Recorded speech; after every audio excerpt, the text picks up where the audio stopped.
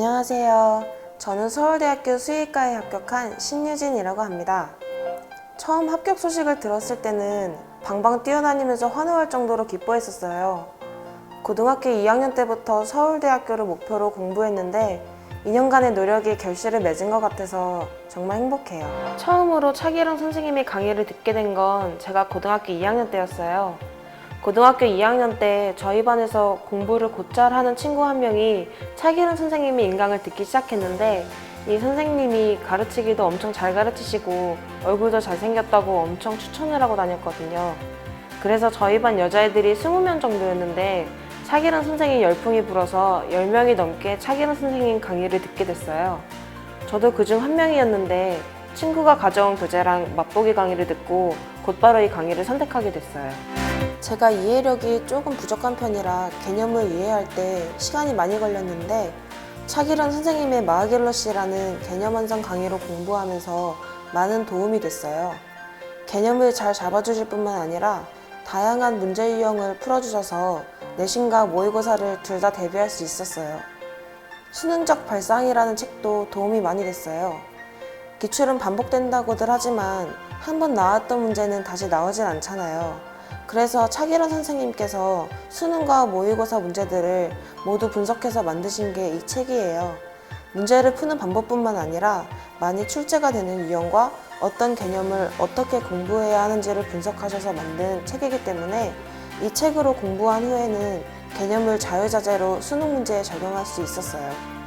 또 차기령 선생님은 정말 이해가 쉽게 되도록 적절한 비유랑 유머를 섞어가시면서 강의를 해주세요. 그리고 그냥 정형화된 문제풀이 방법을 알려주시는 게 아니라 더 쉽고 더 창의적인 방법을 계속 생각할 수 있도록 유도해주세요. 이게 모의고사에서 어려운 문제들을 풀 때 많은 도움이 되었던 것 같아요. 내신 문제는 그냥 학교 선생님께서 가르쳐주시는 풀이를 그대로 외워서 풀면 됐지만 모의고사는 창의적인 해결 방법을 요구하는 문제가 많았거든요. 저는 반복이 가장 중요하다고 생각해요. 교과서는 2번 이상, 문제집은 적어도 2번, 많으면 10번 이상씩 반복해서 풀었어요. 무작정 많은 문제를 푸는 것보다 개념을 완벽히 알고 이를 문제에 적용하는 게 더 효과적이라고 생각했기 때문에 개념 이해에 특히 많은 시간을 들였어요. 이때 차기령 선생님의 인강이 큰 도움이 됐어요. 개념을 모두 이해한 후에는 쉬운 문제부터 풀어나갔고 이때 절대로 답지를 보지 않았어요. 답지를 보면 그 순간에는 풀이 과정을 모두 이해한 것처럼 느껴지지만 다시 풀어볼 때는 기억에 별로 남지를 않거든요. 혼자 힘으로 풀려고 노력하면서 익힌 스킬들이 후에 어려운 문제를 푸는 열쇠가 됐어요. 저는 수학을 풀다가 지겨워지면 음악을 들었어요. 음악 소리가 집중력을 해친다고는 하지만 음악을 들으면 의욕이 확 솟아났거든요. 나중에는 음악을 듣고 싶어서 수학을 공부했을 정도로 음악은 수학에 손이 많이 가도록 해줘요. 너무 시끄러운 음악은 집중에 방해되지만 적당히 신나는 음악이나 차분한 음악을 들으면 기분도 좋아지고 의욕도 생겨서 좋았어요. 물론 저도 남들처럼 슬럼프를 많이 겪었어요. 열심히 해도 성적이 제자리일 때는 우울해지고 게다가 어려운 문제를 만나면 아무리 읽어도 문제가 읽히지 않을 때도 있었어요. 전 그럴 때 그냥 잠시 문제집을 덮고 다른 과목을 공부했어요.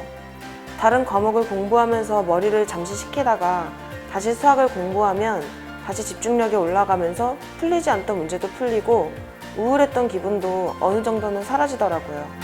수험생일 때는 공부의 끝이 보이질 않고 막연한 미래에 대한 불안감이 클 거예요. 하지만 여러분은 모두 올바른 길을 가고 있어요. 꾸준히 자신을 믿고 그 길을 가다 보면 분명히 원하던 미래에 도달할 수 있을 거예요. 모두 화이팅!